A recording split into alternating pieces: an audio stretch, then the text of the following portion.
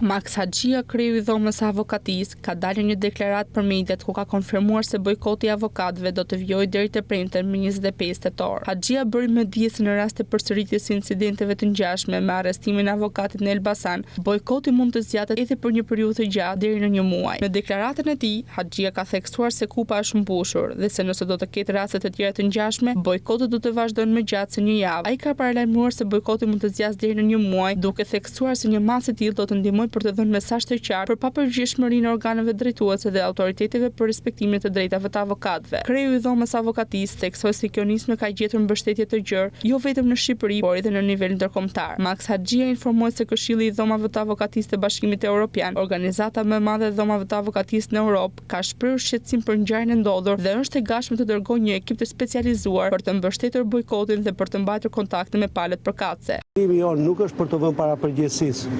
Qëllimi madhor them I dhomës, një gjyqtar, një prokuror apo një oficer policisë gjyqësore, por nëpërmjet rastit ti kujtojmë, ti detyrojmë të zbatojnë ligjit në marrëdhëniet me palët në proces.